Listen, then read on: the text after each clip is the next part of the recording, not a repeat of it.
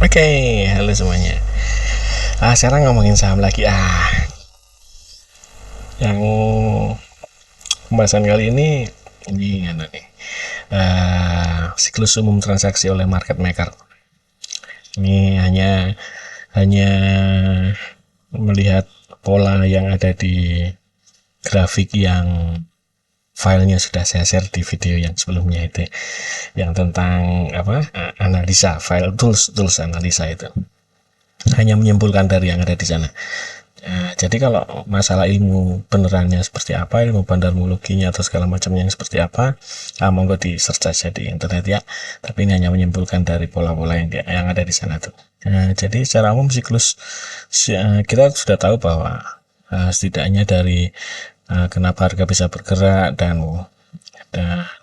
ternyata satu saham itu memang ada yang ditunjuk sebagai petugas untuk memastikan di pasar itu ada yang menjadi pengendali dan liquidity providernya, supaya pasti bisa siapa saja yang mau jual dan beli pasti akan ada pasarnya di sana gitu ya. Yang dari situ tuh kan kita tahu bahwa kita bisa simpulkan di sana itu ada market makernya, yang secara umum itu yang memiliki jumlah saham banyak sekali dan memiliki uang banyak sekali. Nah, kemudian kepentingannya dia itu bisa membuat harga saham itu bergerak gitu ya, bisa naik dan bisa turun, itu mengikuti kepentingan mereka sebenarnya. Dan kita tidak tahu kepentingan orang-orang yang ada di dalam, pihak-pihak lah, tidak mesti orang, pihak yang ada di dalam tim itu. Nah, jadi tapi secara umum itu transaksinya itu bisa punya pola secara umum itu seperti ini stepnya. Jadi step pertama itu kulaan, dia beli banyak dalam jumlah banyak, begitu dia punya kuota, misalnya targetnya dia akan membeli berapa banyak dalam jangka waktu tertentu, atau dia punya modal berapa dalam jangka waktu tertentu untuk membeli itu sekian gitu ya, mungkin dengan harga itu maksimalnya di rentang ini gitu ya. Itu entahlah, itu mungkin begitu ya, mungkin loh ya. Tapi tahapan itu namanya tahapan kulaan. Jadi kalau pedagang itu ya seperti kulak barang dagangan gitu. Kemudian kalau itu sudah selesai, nanti baru mulai dinaikkan harganya. Jadi misalnya dia lihat ada kepentingan tertentu, dia sudah punya barang banyak di harga yang cukup rendah. Begitu ada kepentingan, dia langsung berusaha mencari harga jualnya supaya kepentingan itu bisa terpenuhi. Kan mereka juga punya kepentingan. Atau tugas mereka sebagai liquidity provider jadi lebih aman misalnya gitu ya. Wallahu alam lah, apapun alasannya, yang jelas mereka punya kepentingan. Kepentingan itu dari tugas kewajiban atau apa, wallahu alam. Nanti kalau ini sudah dinaikkan sampai harga tertentu, nah di harga itulah mereka mulai jualan. Ada yang jualannya itu perlahan-lahan gitu ya, ada yang langsung banyak. Kalau langsung banyak ya berarti harganya bisa langsung turun gitu ya. Ada yang perlahan-lahan harganya relatif tetap, atau kadang-kala malah dinaikkan. Nanti setelah itu baru diturunkan lagi harganya, karena barangnya udah habis dijual di sini, tinggal sedikit gitu, maka itu dipakai untuk nurunin harga lagi untuk mencapai area beli untuk kulaan di siklus berikutnya. Secara umum tuh begitu. Tapi bentukan ini bisa bervariasi, macam-macam bentuknya. Nah, sekarang ciri-ciri yang umum yang menjadi pakemnya itu, di masa kulaan ini biasanya transaksi beli itu dalam volume besar. Jadi beberapa hari gitu besar, terus nanti mungkin ada kecil-kecil dikit, dia ada jual dikit, terus nanti keluar lagi volume besar, dan itu relatif tampak gitu ya di transaksi hariannya dia. Nah, karena ada transaksi pembelian dalam volume besar ini kan, harga akan cenderung naik, punya kecenderungan naik harga itu, karena barangnya dia yang borong semuanya, jadi kehabisan barang di pasar. Nah, akhirnya harganya naik gitu ya. Nah, tetapi walaupun begitu, mereka sebagai tim market maker bisa menjaga si harga itu di level-level tertentu, hingga level tertentu maksimal naik berapa. Kalau buat mereka itu, nah ini sebaiknya diturunkan dulu ya, nanti mereka akan turunkan dulu. lalu habis itu mereka lanjutkan lagi untuk proses membeli, begitu ya. Nah, kalau menurunkan ya biasanya mereka jual dulu sedikit. Ya bisa jadi kadang-kala kita melihatnya mereka jual rugi ya, padahal nggak juga, itu kan bagian dari strategi globalnya, begitu ya. Kemudian proses ini akan terus-terusan sampai target volume yang diinginkan itu terpenuhi, atau sampai dana modalnya itu sudah sesuai target, sudah terpenuhi semuanya. Artinya sampai di sini mereka itu sudah menukarkan uang yang begitu banyak menjadi barang, saham yang dalam jumlah banyak, ya kan? Tentu mereka nggak mau menyimpan barang dalam jumlah banyak. Mereka suatu saat inginnya itu akan dijadikan uang lagi. Jika ada kepentingan, kebutuhan terhadap uang, mereka akan mengubahnya jadi uang lagi. Nah, untuk hal itu maka mereka biasanya menaikkan harga setelah proses itu tercapai, menaikkan harga, gitu ya. Nah, biasanya cirinya menaikkan harga ini adalah volume belinya tidak terlalu besar, tidak seperti waktu kulaan kemarin gitu, tapi harga bisa naik, kelihatan naik terus. Jadi kadangkala hanya turun di beberapa hari, hanya sedikit-sedikit gitu, atau kadangkala mendatar lalu habis itu naik lagi, gitu ya. Mereka bisa menata itulah, mereka yang mengatur ritmenya, karena mereka mungkin punya kepentingan di waktu tertentu dan mereka harus memastikan dia sampai di waktu itu tuh baru harga sampai ke sana misalnya, gitu kan.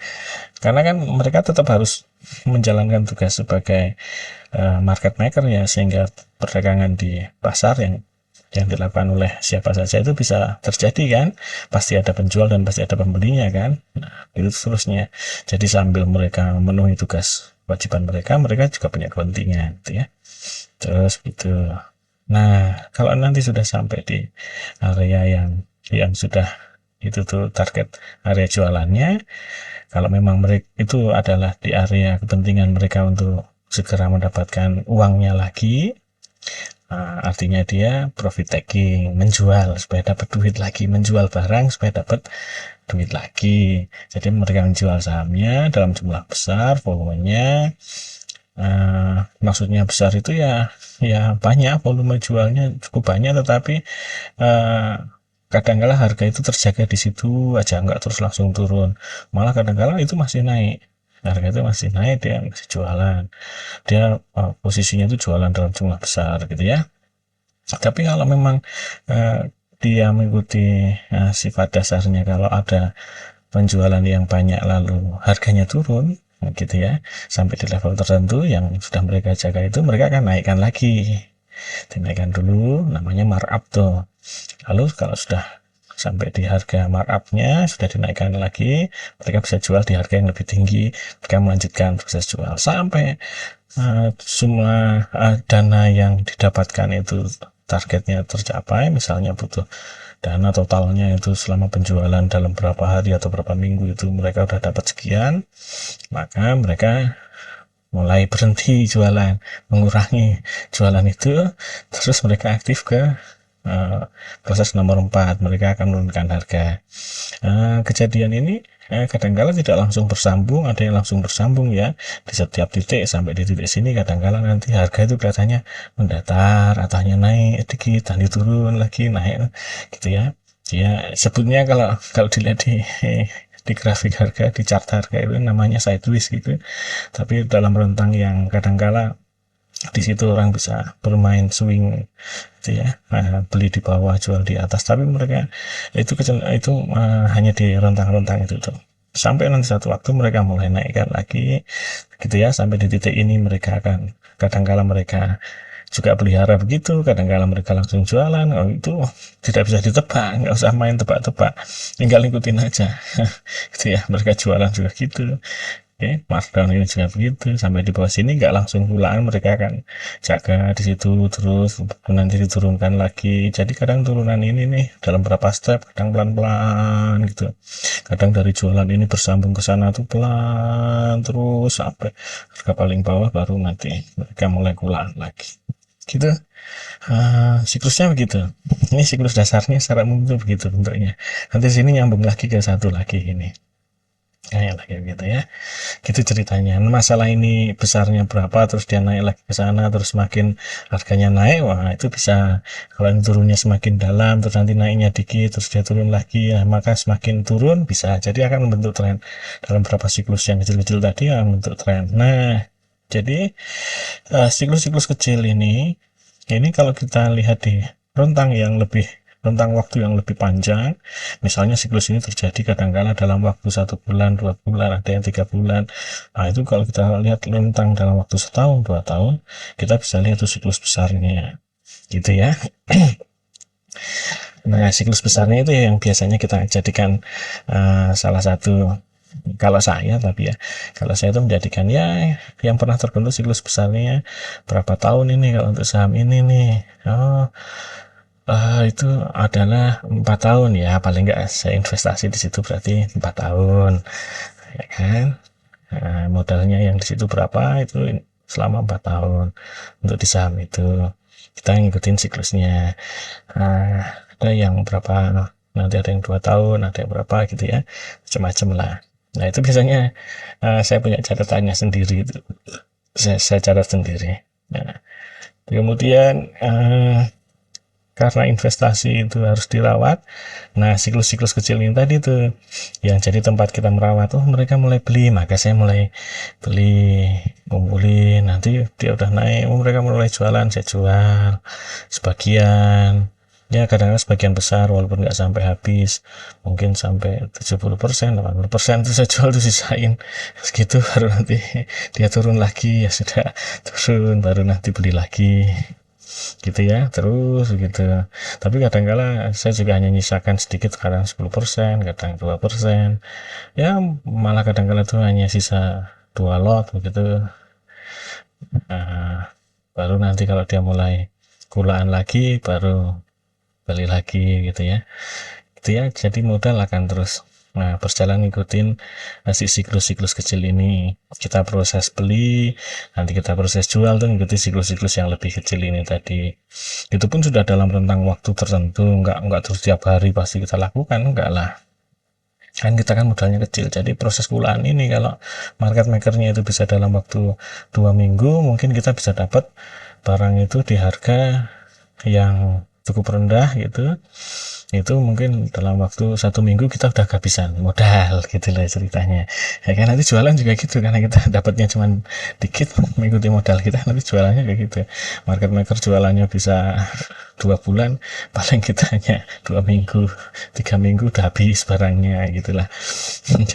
jadi kita ini kan nggak banyak, kita cari rentang cari harga yang nyaman itu rentang waktu market maker jualan tuh ya cukup panjang juga. Tapi kadang-kala juga ada yang market maker yang dia jualnya langsung cepat sekali, mungkin entah apa alasannya, dia sedang butuh banget atau apa gitu ya, wallahu alam gitu ya. Nah itu siklus besar.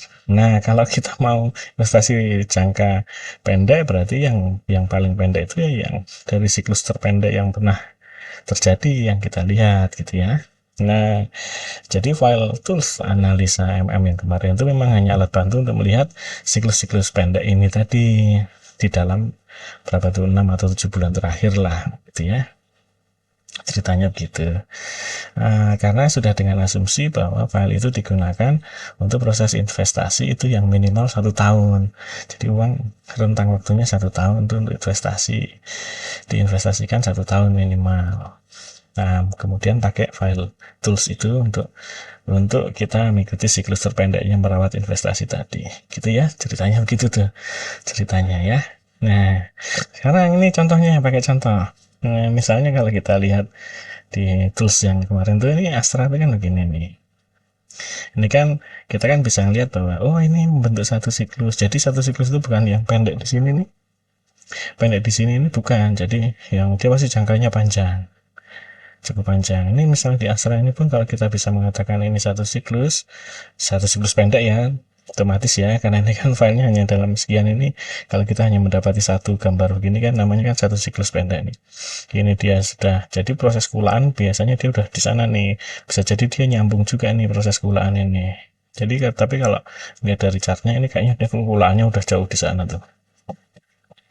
Jadi jadi proses yang di sini ini dia sudah mulai ya, ada persiapan jual-jual dikit gitu ya, dan ini masih jual, terus nanti ini kayaknya sudah memulai siklus pendek berikutnya, atau malah apa, kita nggak bisa memastikan. Yang jelas di sini dia ada proses beli sampai naikin harga, dia mulai jual pelan-pelan. Ini agak cepat, bisa kita katakan mereka jual habis nih sampai di sini, terus mereka mulai beli lagi gitu ya.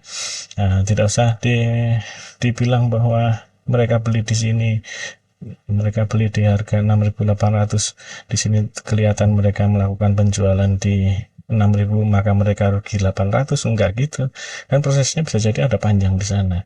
Mereka sudah dapat barang itu sudah di harga 5.000-an di sana, mungkin malah kurang, mungkin proses panjangnya yang besarnya itu ya, gitu ceritanya. Jadi kita juga lihat-lihat juga nih kalau kayak gini nih. Nah, untungnya kalau kalau dia sudah ada di proses yang pendek ini, yang mulai dia mau ngambil lagi, maka ini ada harapan kita nanti bisa dapat satu siklus yang di ujungnya sini nih.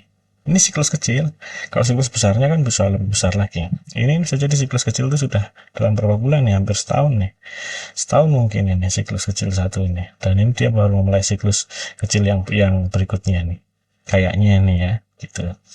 Nah ini karena ini kan preview, ini kan terus analisa yang untuk jangka pendek tadi kan. Kalau yang selalu tersambung ke database itu sebenarnya begini tampilannya. Ini seperti yang di sana tadi, yang di tools tadi. Nah, ini kalau saya perpanjang rentang waktunya menjadi 1 tahun aja deh, maka dia nanti akan jadi beda ceritanya. Nah, itu kan sudah kelihatan berbeda tuh ceritanya, ya kan?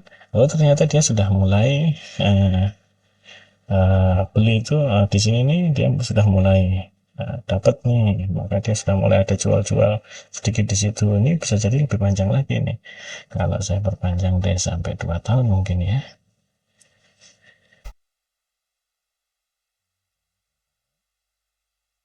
Ya.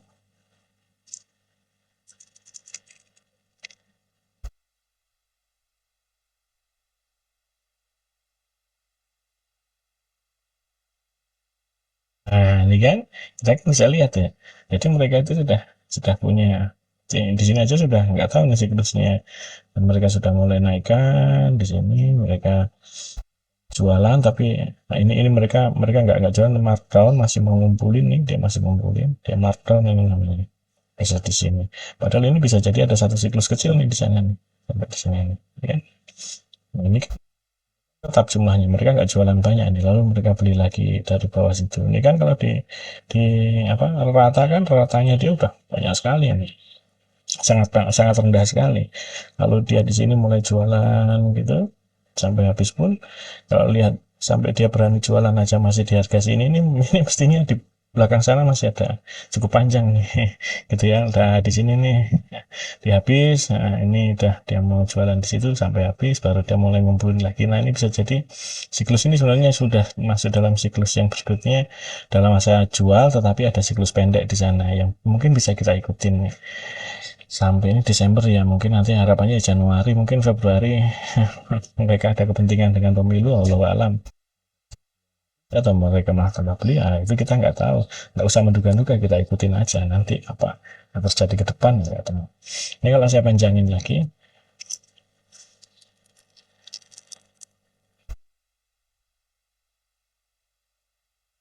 jadi harga itu akan terbentuk sesuai dengan kepentingannya mereka. Kalau kepentingannya mereka membuat mereka harus beli, kalau itu butuh di harga yang murah, ya mereka akan turunkan harganya supaya mereka bisa beli. Nah, ini yang lebih panjang lagi kan, di tahun 2021 itu Januari ini mereka udah mulai di harga 4.000-an. Jadi mereka itu udah mulai beli di 4.000-an, mereka jual dikit, bisa beli lagi. Jadi rata-ratanya bisa jadi ini masih pendek sekali nih, mereka rata-rata mungkin di 5.000-an nih, 5.200 mungkin ya, 5.300 gitulah kira-kiranya. Nah, jadi proses ini bisa jadi tahapan berikutnya adalah tahapan jualan gitu ya. Nah, ini kalau karena ini Excel ya, kalau di Excel itu untuk saya tampilkan data yang lebih panjang lagi, biasanya dia akan jadi berat sekali ya. Kalau ini kita panjangin lagi, kita bisa lihat itu trennya. Oh, trennya ini sekarang adalah sedang tren naik atau sedang tren turun gitu ya. Mungkin UNVR ada bekas-bekas kelihatan tampak penampakannya enggak ya? Ini harusnya masih trennya turun dan ini baru mulai naik kayaknya kalau UNPR ini. Mulai di 2022 ini mungkin dia sedikit mulai mau naik lagi karena dia ini turunnya sudah sejak lama itu 2018an kayaknya turun itu. Turun terus secara tren besar siklus besarnya itu arahnya turun terus itu ya. Cuplikan-cuplikan ini naik turunnya lebih panjang terus nanti naik dikit terus nanti turunnya lebih panjang gitu tuh bentuk satu trennya menurun.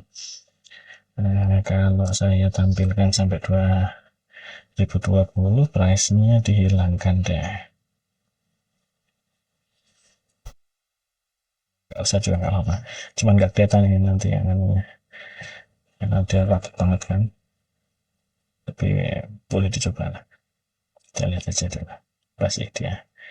Oh iya, masih nggak tampak ini dari 20 Januari ini kelihatan trennya turun di sini ya, ini kayaknya dia baru mulai naik lagi, jadi di sini ada tren turun terusan dari daerah 7.000-an lebih nih kayaknya, ini sebelum 2020 dia mungkin di 8.000 lebih sampai sana, kayaknya ada stock split kan juga 7.000 atau 8.000 gitu, masih turun terus, ini baru mulai naik lagi nih dia.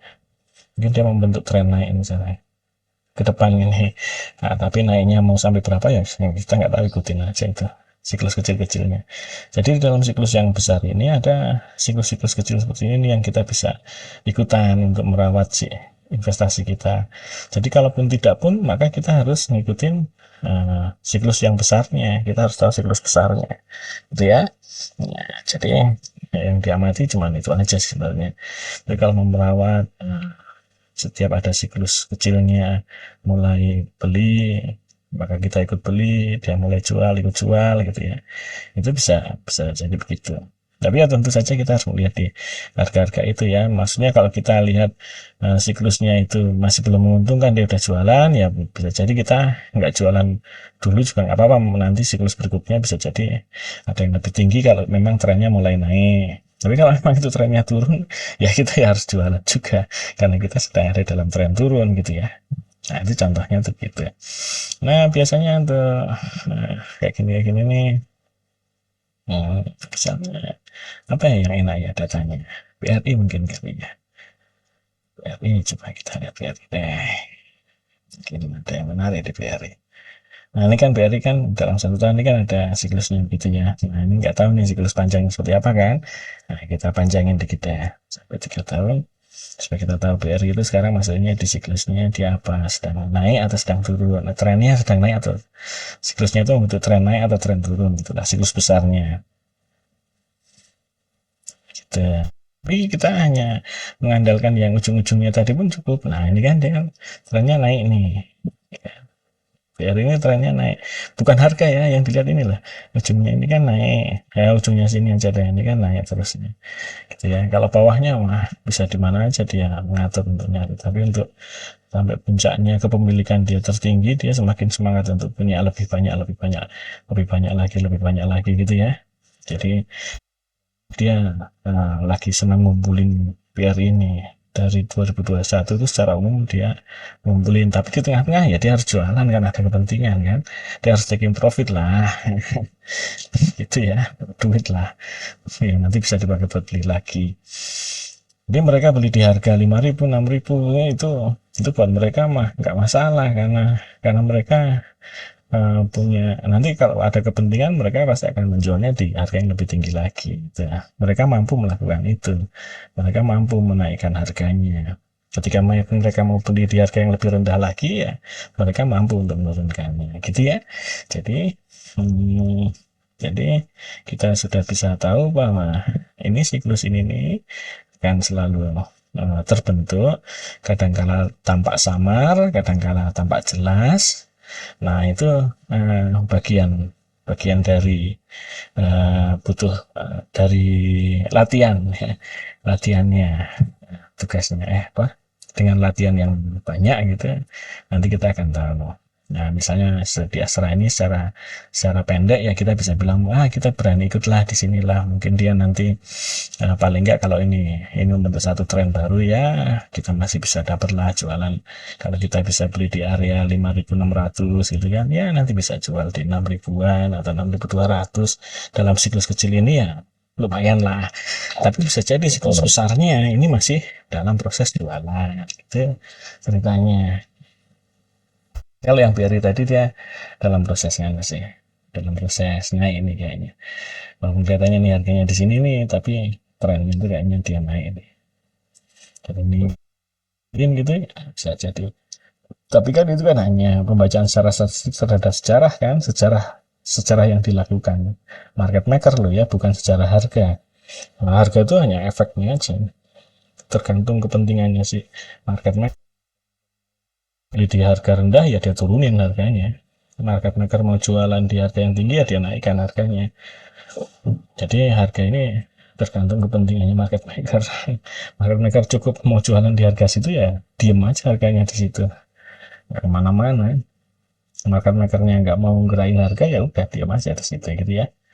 Atau market makernya malah ninggalin ini, ditinggal ngopi dulu 2 tahun gitu ya, 2 tahun bisa jadi nggak kemana-mana nih harganya. Nggak ada kepentingannya dia di situ. Itu sampai nanti ada kepentingannya ya, supirnya datang lagi nyetak terbisnya lagi ya, terus mulai jalan ya baru ada gerak harganya lagi. Dan enggak ya harganya ya di situ-situ aja, nggak akan naik, nggak akan turun yang signifikan gitu ya.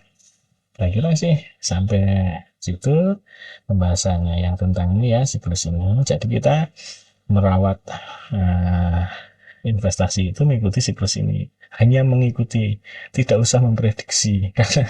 Karena mereka itu kumpulan manusia, bukan kumpulan robot yang pakai algoritma. Dan mereka itu kumpulan manusia. Kalau kumpulan manusia, manusia itu punya kecerdasannya sendiri, punya kepentingannya sendiri, mereka bisa menyusun strategi. Jadi nggak usah aneh-aneh memprediksi, walaupun dengan ilmu statistik sekalipun. Ya, jadi kalau statistik itu yang kira-kira itu sudah bentuknya sunatullah, kita kita prediksi dengan statistik, oke. Tapi manusia itu ya sunatullahnya itu unpredictable jadinya. Ya manusia itu secara sunatullah unpredictable gitu ya. Jadi ya sudahlah, nggak usah kita ngikutin aja ya. Nah, kira-kira sampai segitu dulu saja ya. Nanti kita bahas lagi hal lain tentang apalah yang menarik. Yang jelas begitu ya. Jadi harga itu bisa di markdown, markup sesuai kepentingannya si market maker dalam proses pulaan, naikin harga yang kadang-kadang disebut akumulasi, jualan, turunkan harga yang disebut distribusi gitu ya. Nanti kalau di sisi harga akan terbentuk over sell, over bought begitu. Gitu ya ceritanya gitu ya. Oke, jadi kalau pas naik ini akan mencapai overbought di sana, bisa jadi gitu. Tapi nggak ada hubungan secara langsung. Pokoknya harga dengan ini mah harga cuma akibatnya aja. Oke ya, sampai situ aja deh.